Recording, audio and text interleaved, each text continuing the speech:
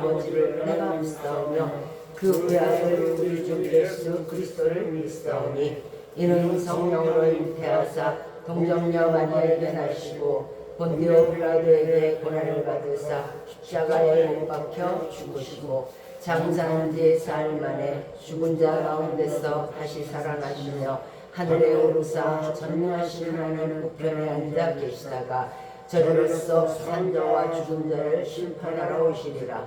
성령을 믿사오며 거룩한 공회와 성도가 교통하는 것과 죄를 사하여 주시는 것과 몸이 다시 사는 것과 영원히 사는 것을 믿사옵나이다. 아멘.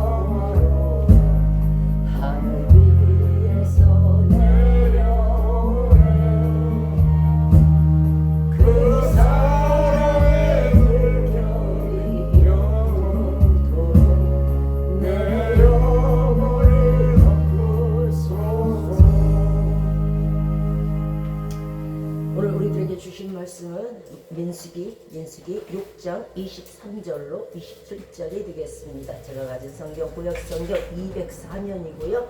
민수기 6장 24, 25, 26, 27절까지입니다.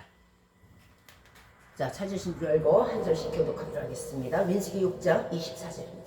여호와는 네게 복을 주시고 너를 지키시기를 원하며 25절 읽으시면 됩니다. 제가 먼저 민수기 6장 24절을 먼저 읽겠습니다. 204면입니다. 민수기 6장 24절입니다. 여호와는 네게 복을 주시고 너를 지키시기를 원하며 여호와는 그의 얼굴을 네게 비추사 은혜 베푸시기를 원하며 같이 읽겠습니다. 시작. 여호와는 그 얼굴을 네게로 향하여 드사 평강 주시기를 원하노라 할지니라. 자, 26절까지만 읽겠습니다.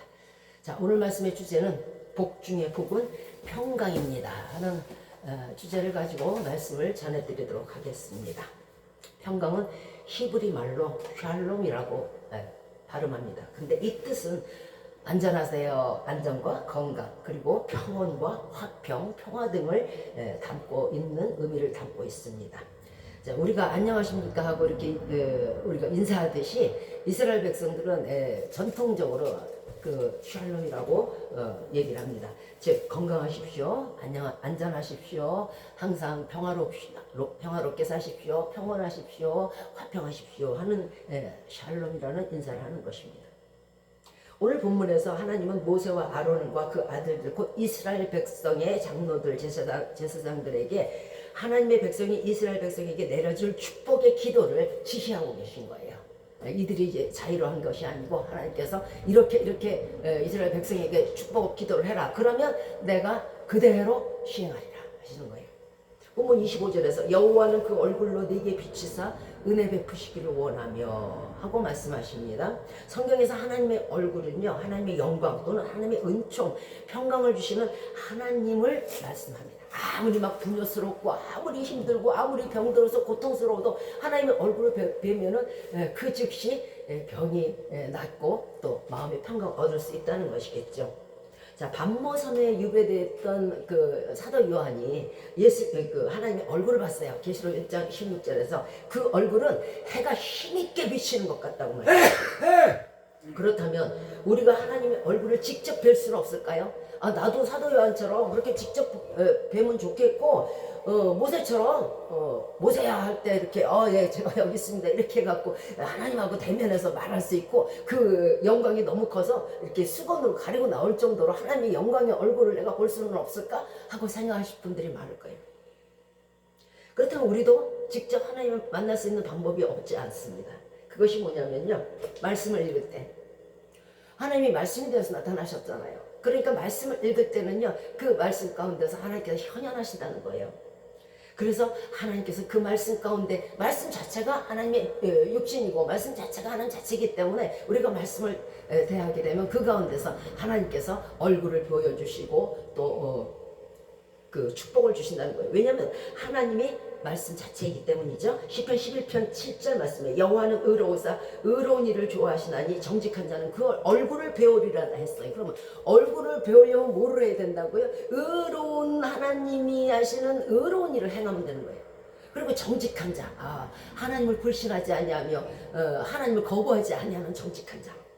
말씀을 읽고 묵상한다는 것은요, 의로운 일이잖아요. 그럼 그 의로운 가운데 누가 오겠어요? 의로운 하나님이 오시겠죠. 의로운 하나님이 오면 의로운 하나님의 얼굴을 우리가 볼 수가 있는 거예요.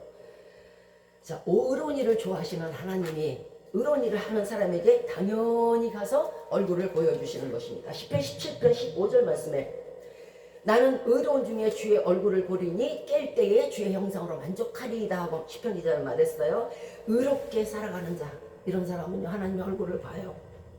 그리고 그 모습만으로 만족하게 돼요. 근데 하나님을 만나지 못하고 하나님을 보지 못하면은요, 이게 늘 구름이라고 그래야 돼. 안개, 뿌연 안개 속에서 확신을 가지지 못하는 거예요. 확신을 가지지 못하니까 세상 나가서는 세상 일 또 뭐 예배 드릴 때는 하나님을 이게 구분이 안 가요. 이게 왜 그래요? 성경 말씀 가운데서 하나님을 만나지 못해서 그러는 거예요.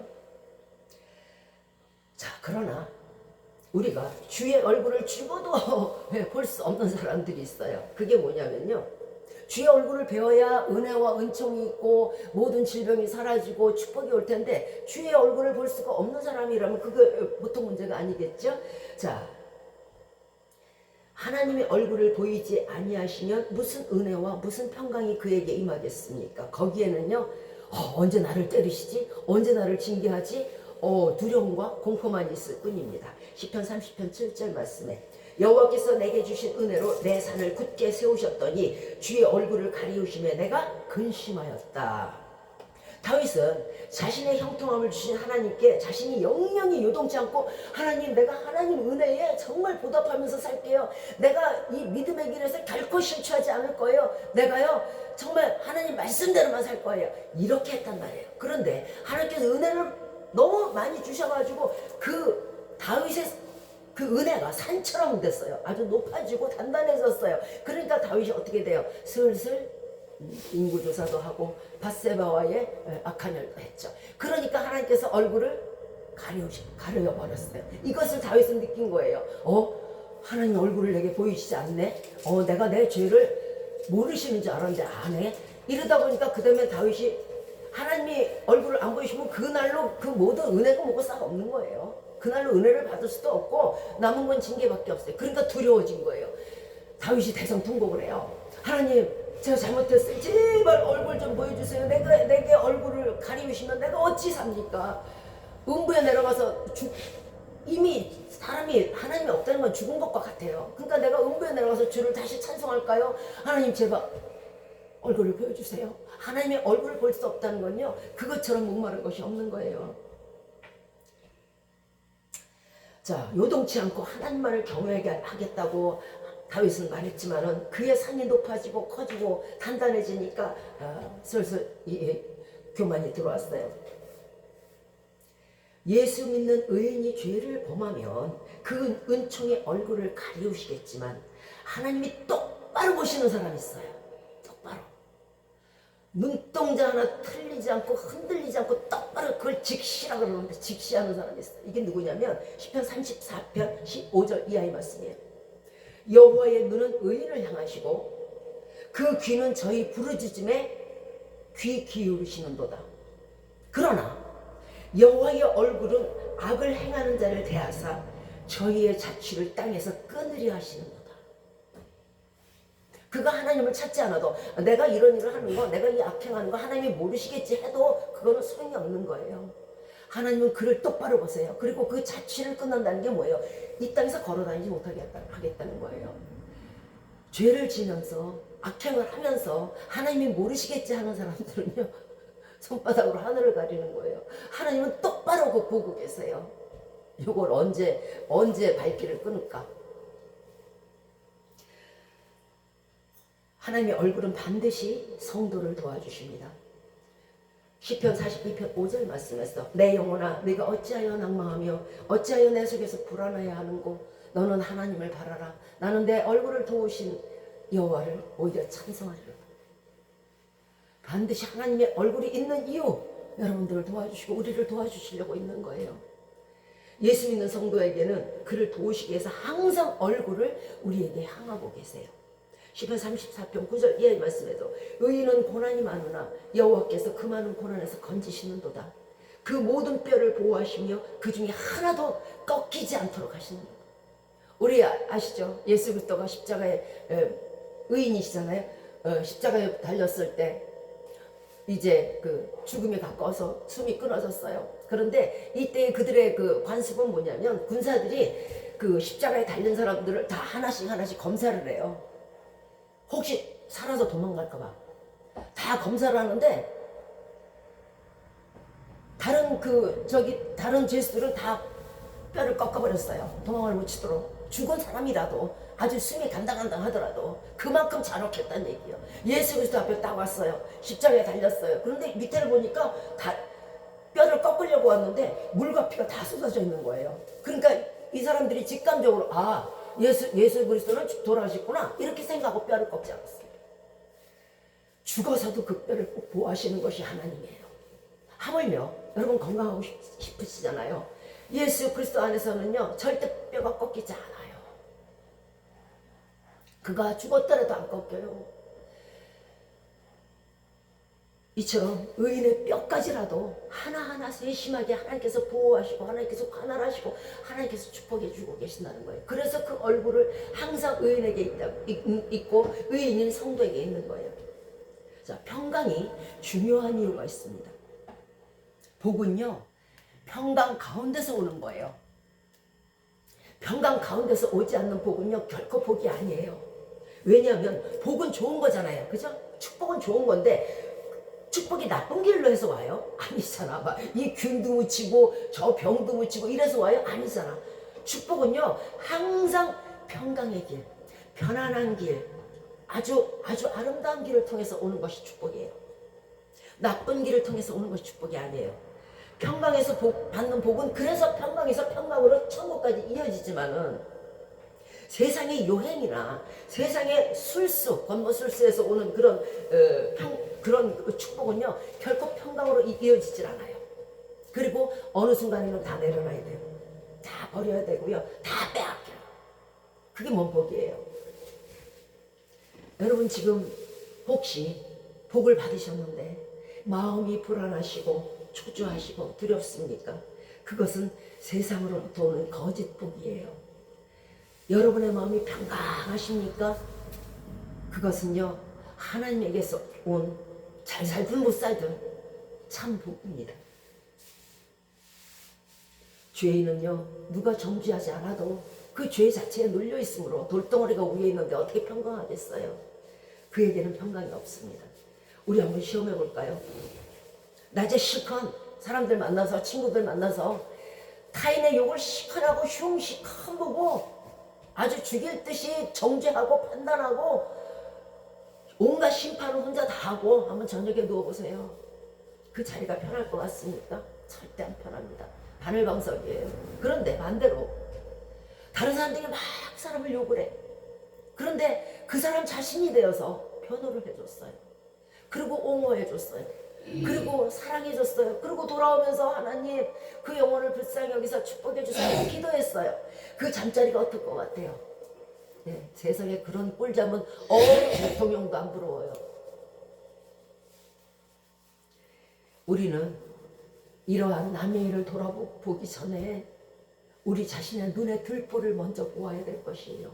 그런 사람이 평강 속에 있어요. 자기 눈에 들보를 보지 못하면요 그 자기 눈에 들보가 자기를 찔러요. 남의 눈에 티를 보고자 하면요 남의 눈에 티 보다가 자기 눈이 상해요. 자, 요한복음 8장 이하에서 예수님이 이제 성전에서 많은 사람들을 가리키고 계세요. 그런데 서기관과 바리새인이 가늠하다가 잡은 여인을 가운데 갖다 딱 세워놔버려요. 그러면서 예수님께 말합니다. 선생이요, 이 여자가 가늠하다가 걸렸거든요.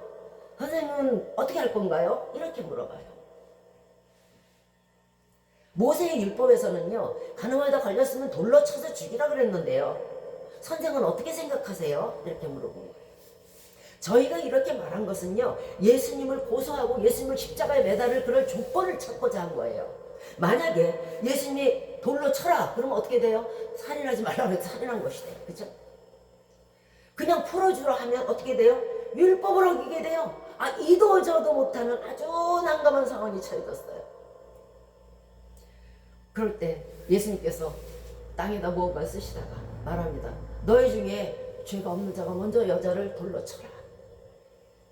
그러니까 저들 가슴에 죄 안 진 사람이 어디 있어요? 마음으로요. 그죠? 양심의 가책을 느끼니까 다 뿔뿔이 흩어져 버렸어요.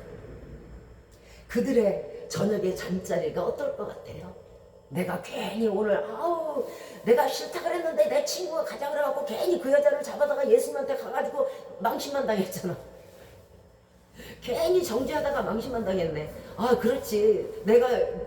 나도 그렇게 마음속으로 온갖 더러운 짓을 다 했는데 내가 잘못했지. 이런.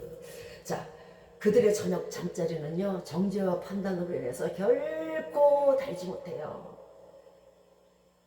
자, 그런데 만약에 생각을 조금 넓혀서 그들이 그 다음날 집안에 우환이 생겼네, 집안에 재앙이 생겼네, 아주 진짜 아들이고 딸이고 방장 죽게 생겼네, 이럴 때 생각나는 거 뭐? 예수 그리스도가 생각나는 거예요. 그 다음날 불같이 쫓아와서 예수님 저 아시죠? 저 어제 정비했던 사람인데요. 예, 제가 저희 집에 사정이 생겼는데 저희 자녀들이 아파요. 예수님 좀 살려주세요 하고 빌었다고 한번 생각해 봅시다. 그랬을 때 예수님이 그래 너 어제 걔구나. 너 정죄하던 애지? 얘 너 어제 정죄 잘하더라 얘. 이러시겠어요? 야, 너 어제 아주 옳게 판단하더라. 야, 이러시겠어요? 야, 너 재판관하고 법관 해도 되고 판사 해도 되겠더라. 이러시겠어요? 그가 복을 달라고 손을 내밀었을 때 복 주시겠어요? 안 줘요. 안 줘요. 그러나 예수님의 잠자리는 편해요. 왜? 그를 용서했기 때문에. 나중 일을 생각해서 후회될 일을 하지 마세요. 나중에 내가 어떻게 될지 모르는 거예요. 인간처럼 약한 사람은 없어요.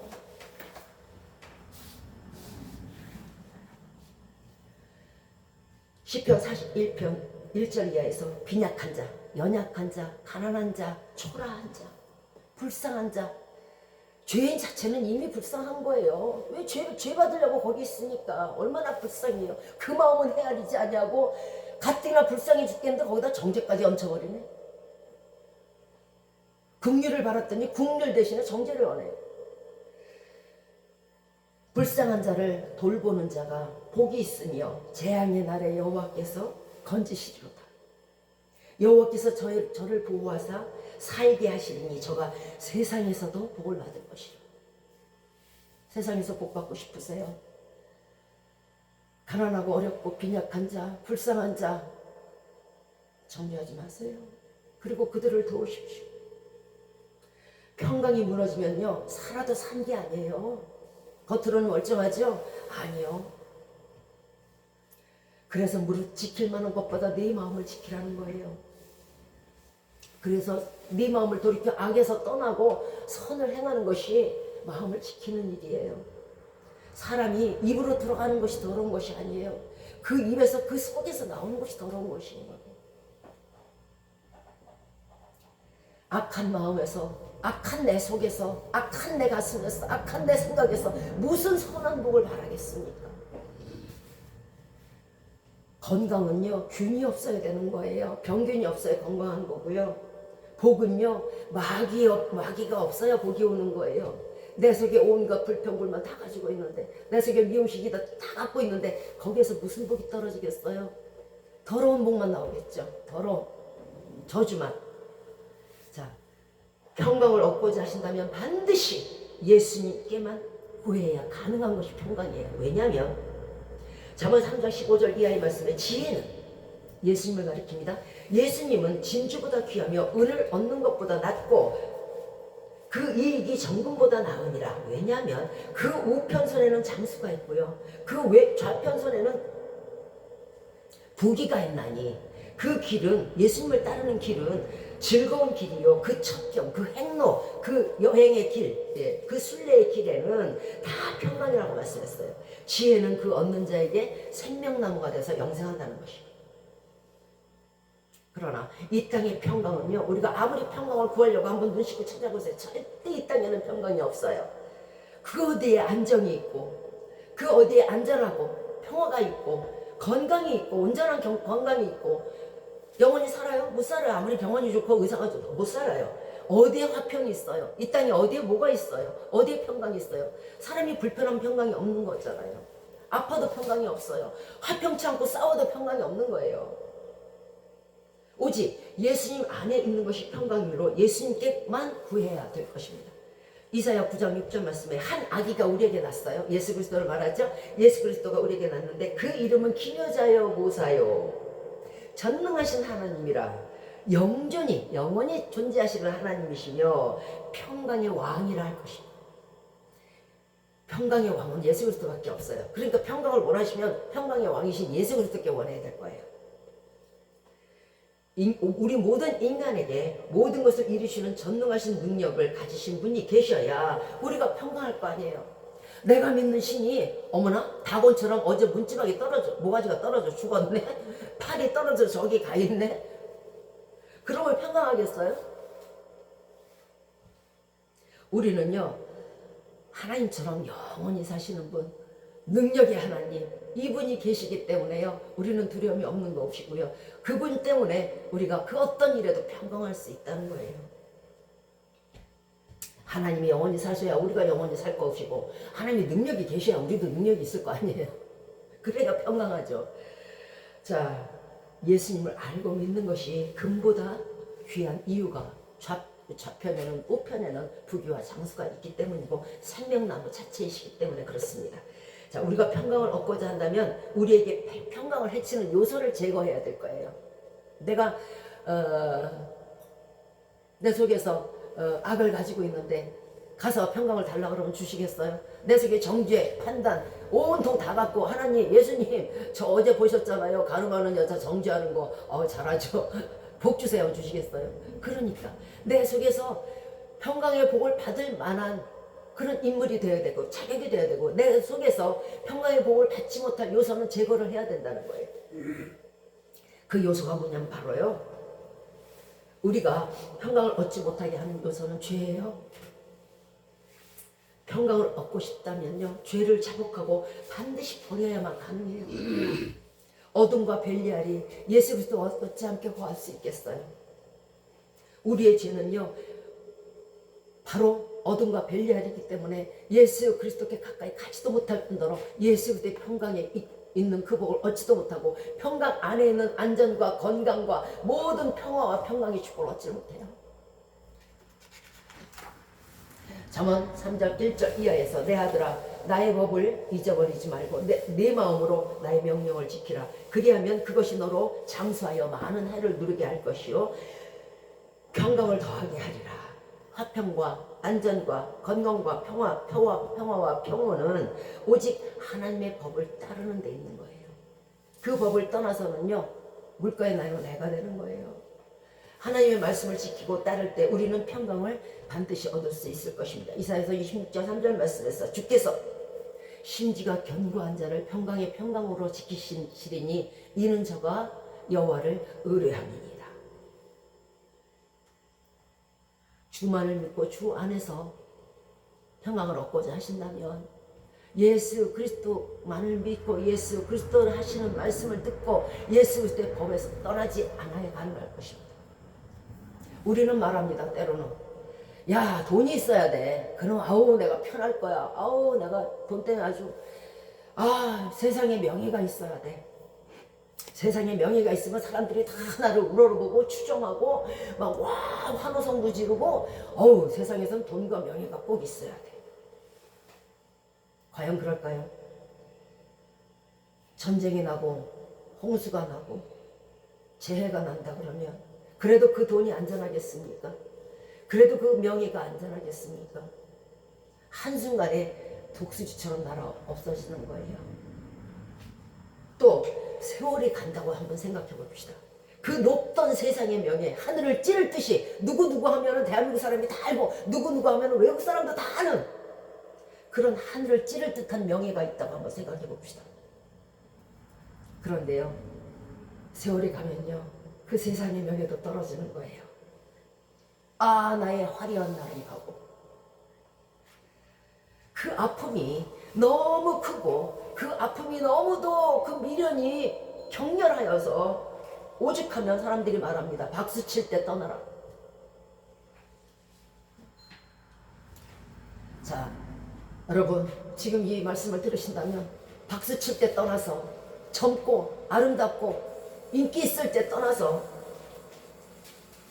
이 시간 예수 그리스도의 품으로 돌아오시기를 주 예수 그리스도의 이름으로 축원드리겠습니다. 자, 모든 것을 가진 자는 아마 말하자면 루시퍼일 거예요. 우리가 인간이 아무리 무슨 나 돈 많어, 나 잘생겼어, 나 뭐 인기 있어 해봐야 소용없어요. 루시퍼만큼 많은 것을 가진 자가 없어요. 그러나 그는 하나님을 대적하다가 타락하는 죄를 저질러서 지금 어떻게 됐어요? 그 꼴이 우습게 됐죠? 그 꼴이 어떻게 됐어요? 우는 사자 꼴이 됐어요. 우는 사자처럼 되어가지고 그렇게 가진 게 늘 영혼에 굶주리고 영혼에 배고프고 영혼을 해치고 온갖 악한 괴캐만 만들어내고 그 머릿속에서 그 좋은 머리로 그 아름다운 얼굴로 그 악으로 그 자신이 지옥에 가는 것을 아는데 루시퍼에게 평강이 있겠어요? 평강 없어요. 다 가진 자도 그렇게 평강이 없어요. 하나님 떠나면요. 하물며 우리 인간이지라 가진 것도 별로 없는데 거기다 평강까지 잃어보세요. 사는 게 아니고 바늘이에요. 우리는 이 시간에 꼭 알아둬야 될 것이 있습니다. 그게 뭐냐면요, 참 복과 거짓 복을, 기복을 좀 제발 좀 구별해야 돼. 복이면 다 복인 줄 알아. 돈이면 다 돈인 줄 알고요. 거짓 복은요, 어떻게 생각하시면 되냐면요, 아, 내가 지금 가진 복이 세상이 망할 때, 세상이 불에 탈 때 나의 복도 불에 탈 것이다 하면 이거 거짓 복이에요. 이건 참복이 아니에요. 함께 망하는 복이란 건 복이 아닌 거예요. 그건 참복이 아니에요. 잠시 주어졌다가 없어지는 거짓 복인 거예요. 자, 나이 들어서 무슨 우상의 대우를 받겠어요? 그죠? 누가 환호성을 지를 것이에요. 이렇게 나이 들어서 없어지고 재해나 또는 세상이 망할 때 없어지는 복이라면 그건 복이 아닌 거예요. 절대 이거를 기복이라 그래요. 이런 거짓 복은요, 복이 아니에요. 그런데 사람들은요, 어머 저 사람이 하나님께 은혜를 받아가지고 이번에 집을 새로 장만했대, 장막을 새로 장만했대, 어머 저 사람이 승진했대, 어머 저 사람이 명예가 높아졌대. 세상이 망할 때 같이 망하는 복, 내가 죽을 때 없어지는 복, 내가 죽어서 가져가지 못하는 복, 이 복은 거짓 복이에요.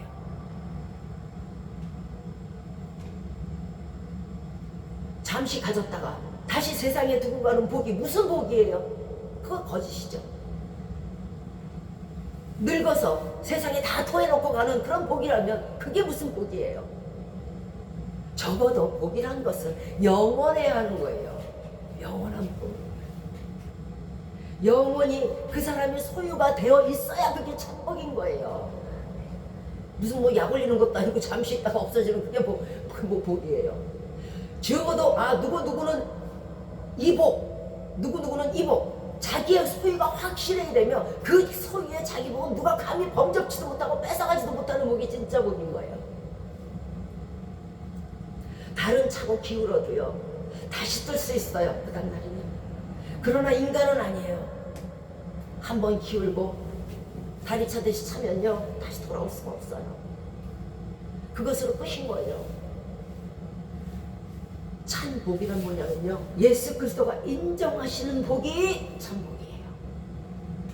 예수님이 주시는 복은요 그 누구도 빼앗지 못해요. 감히 범접지도 못해요. 내게 줄로 재어준 구역은 아름다운 곳에 있으며 내 기업이 실로 아름답도다. 하나님이 주시는 기업, 하나님이 주시는 복은요 아름다운 곳에 있어서 동산지기가 되셔서 항상 지켜주시고, 때때로 물을 주시고, 때때로 관찰하시고, 때때로 관할하시고, 때때로 보호하시고, 이리가 오나 승냥이가 오나 나쁜 것들이 올까봐 항상 보호하시는 그런 복. 적어도 누구도 빼앗아가지 못하고 천국까지 계속적으로 이어지는 복, 이게 참복인 거예요. 앞으로 두고 가는 복에 대해서, 잊어버릴 복에 대해서, 잃어버릴 복에 대해서 복이라 말씀하지 마세요. 그러므로 있다가 없어지는 복, 있다가 없어질 수밖에 없는 복은 거짓 복인 거예요. 예수님이 인정하시는 복이 뭘까요? 예수님이 인정하시는 복은요 바로 사람의 영혼을 구원하는 복이에요.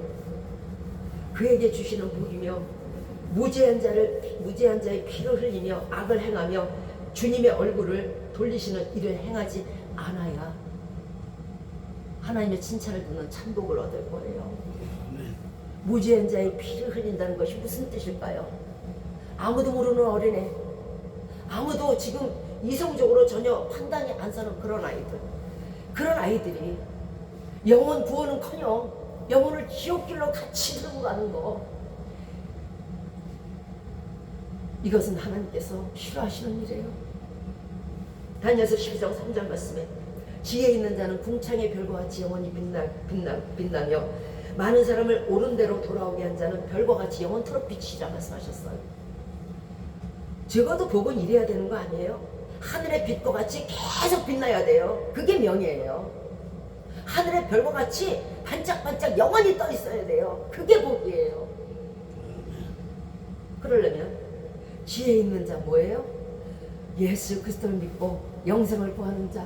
이런 지혜 있는 자는요, 오, 궁창에 빛과 같이 영원히 빛나죠. 성동이 영원히 빛나잖아요. 그죠?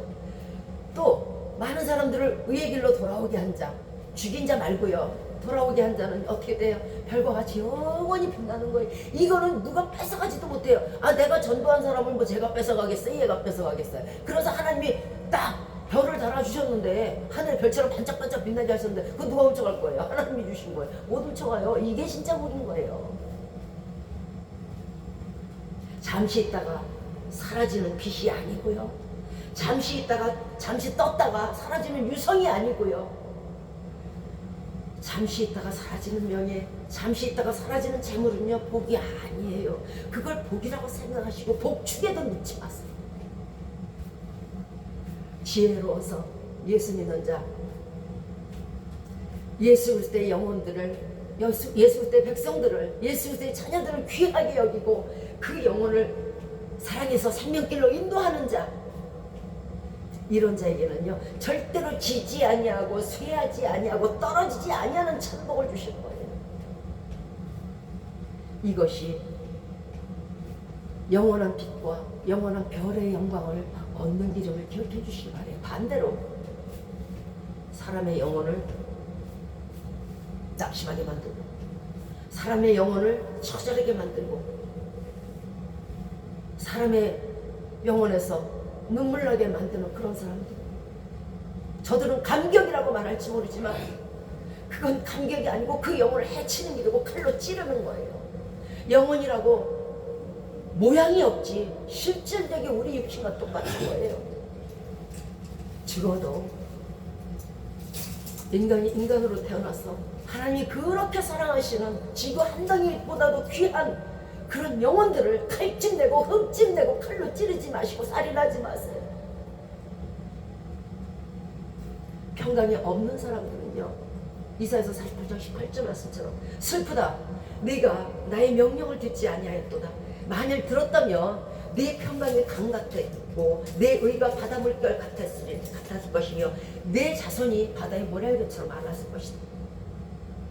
그리고 그 이름이 내 앞에서 영원히 끊어지지 않았을 것이다. 하나님 앞에서 우리들은, 인간은요 뭐를 내요? 이름을 내잖아요.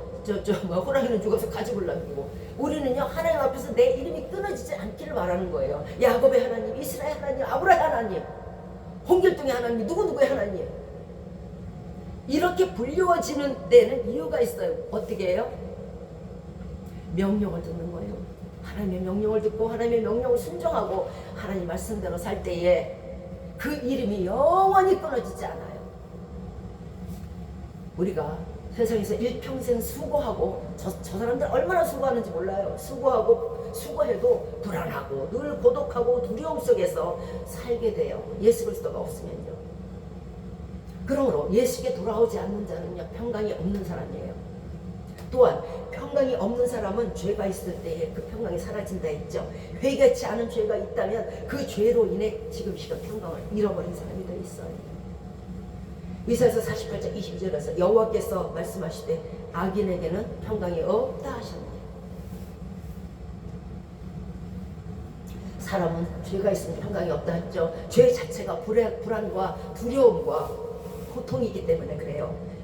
그 고통과 두려움이 내 속에 있는데 어찌 평강하겠어요? 이 시간 우리 마음이 과연 평강한지 아닌지 한번 들여다보시기 바래요. 내 마음이 지금 평안해. 내가 지금 평안하고 아무 두려움도 없고 재앙이 터지든 전쟁이 터지든 나는 평안해. 예수, 이거 죄가 없는 거예요. 그런데 내 속에서 불안해서 가만 있어봐. 자세에서 광명 찾으면 되죠. 평강이 없는 사람들의 특징 뭘까요? 하나님을 두려워하지 않아요. 무슨 말을 해도 하나님 없다 하면서 하나님을 두려워하지 않아요.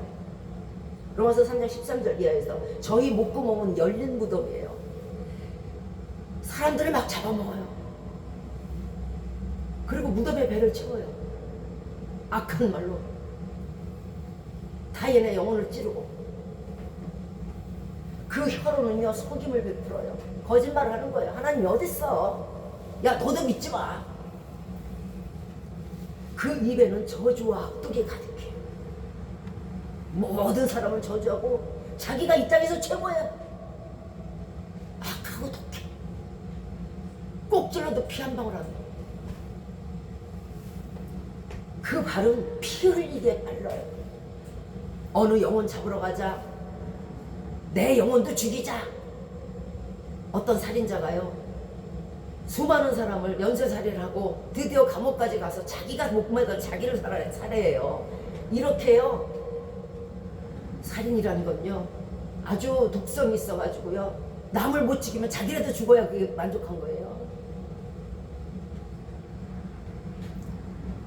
자기 자신이 안 되면 자기 자신도 온통 진흙통에다 갖다 집어넣고, 타인도 그렇게 집어넣고, 그런 일이라면 아주 재빠르게 달려가죠. 어디에 쾌락이 있고 어디에 아주 즐거움이 있고 재빨리 갑니다. 그러나 그의 끝은 파멸과 고생이 그 길에 있어 평강의 길을 알지 못해. 과연 평강한 것인지, 내가 여행 가서 평강한 것인지, 진심으로 내 마음이 평강한지, 이게 구분이 안 갑니다. 파멸과 고생이 있는 사람들은요, 바로 저희 눈앞에 하나님을 두려워함이 없기 때문에 그래요. 그 목구멍은 열린 무덤이 돼갖고, 그 혀는 속이고, 그 입에는 저주와 악독이 있고, 그 발은 피 흘리게 빠르다 하는 이 뜻은요, 하나님의 백성을 떡 먹듯이 먹고 앉아있어요. 떡 먹듯이 하나님의 백성을 비판하고 정죄하고 판단하고, 타인의 영혼을 악한 길로 이끌고, 그것도 괴수가 되어서 사람의 영혼을 홀리고, 드디어는 사람의 영혼을 음부로 끄집어내리고, 아무것도 모르는 무죄한 자의 피를 흘리는 거. 영혼을 피 흘리게 하는 자는요, 파멸과 고생이 그 앞에 있는 거예요.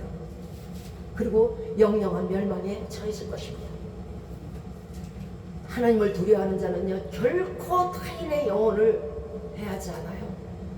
하나님을 두려워하는 자는요, 결코 타인에게 악하게 하지 않아요. 왜? 하나님이 보고 계시니까, 하나님이 무서우니까 안 해요. 독사의 알을 품고 허망한 거미줄을 짜봐야 그것은요, 자기 몸을 가릴 수도 없을 것이고요, 독사가 밟아서 터지면은 지 몸이 어떻게 되겠어요? 황폐와 파멸만이 그 길에 남을 것입니다. 하나님을 두려워하지 않는 사람은요, 결코 그 속에 평강이 없어요. 자, 평강을 얻는 길이 뭘까요? 로마서 14장 17절 말씀입니다. 하나님 나라는 먹고 마시는 게 아니고요, 오직 성령 안에서 의와 희락이라는 건 즐거움과 기쁨이에요. 즐거움과 기쁨과 평강이니라. 이것이 하나님 나라예요. 우리 속에 지금 의와, 예수 그리스도 믿는 의와 즐거움과 기쁨과 희락과 평강이 있으세요? 하나님 나라가 그에게 있는 거예요. 이거 없으세요? 하나님 나라가 그에게 없는 거예요. 하나님 나라에 들어가려면 하나님 나라가 있어야 되는 것이고요, 하나님 나라에 들어가지 못하는 것은요, 하나님 나라가 그 속에 없을 때 못 들어가요. 성령 안에서 성령의 열매를 거둘 때 자신에게 평강이 오게 돼 있습니다. 평강은 소망을 이루는 첫 관문이에요.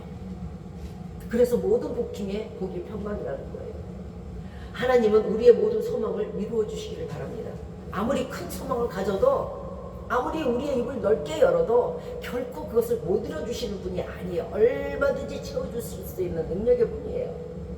로마서 15장 13절 말씀에서 소망의 하나님이 모든 기쁨과 평강을 믿음 안에서 너희에게 충만케 하사 성령의 능력으로 소망이 넘치게 하시기를 원합니다. 여러분이 한 가지 소망을 가지고 계세요?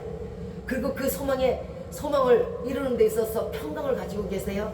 그럼 그 길을 따라서 예수 그리스도가 딱 오세요. 평강의 하나님이, 평강의 왕이 싹 오십니다. 그리고 그 평강 가운데 있는 자에게, 평강의 길을 닦은 자에게 무엇을 줘요? 그 소망을 이루어줘요. 그리고 끝이에요? 아니요. 더 큰 소망, 더 큰 소망, 충만하고 풍성하게 이루어 주신다는 거예요. 소망은, 아버지 나 이 소망이 끝났는데 아니, 더 크게.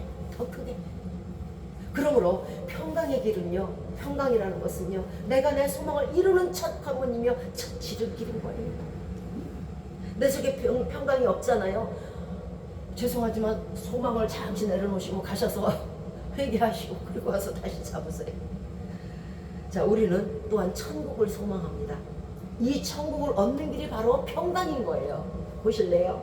베드로서 3장 14절 말씀에서, 베드로서 3장 14절입니다.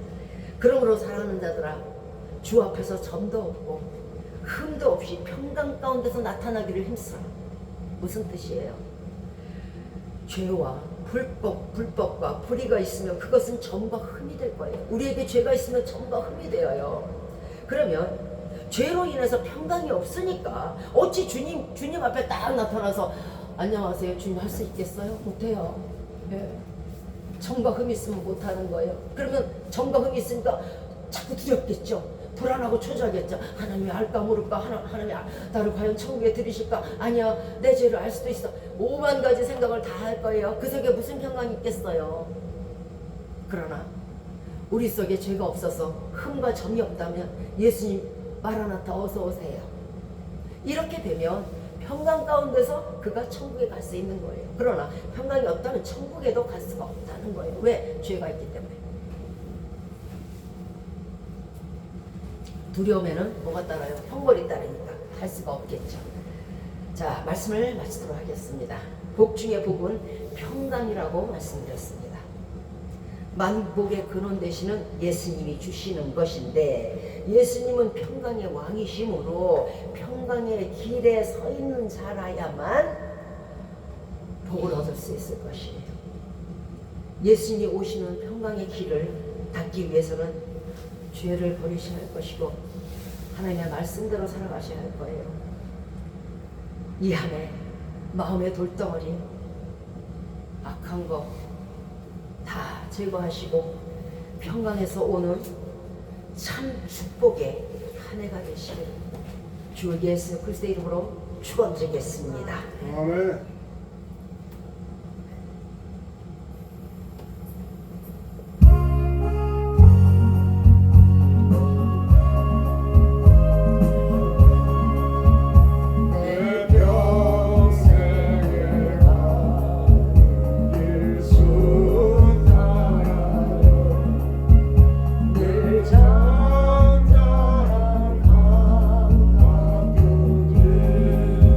그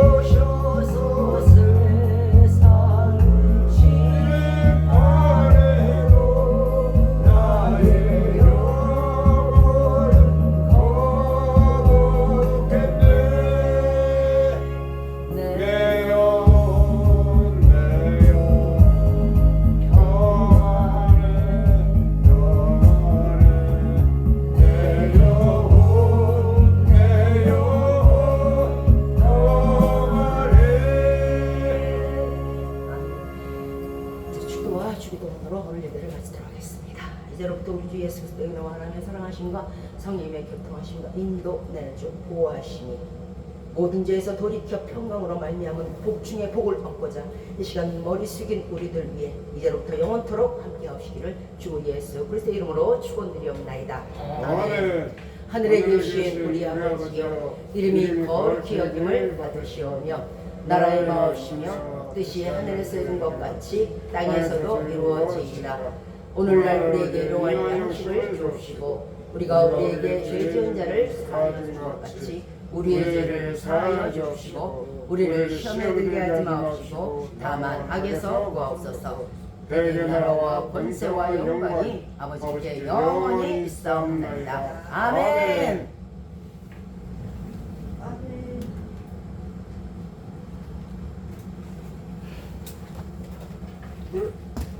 수고하셨습니다.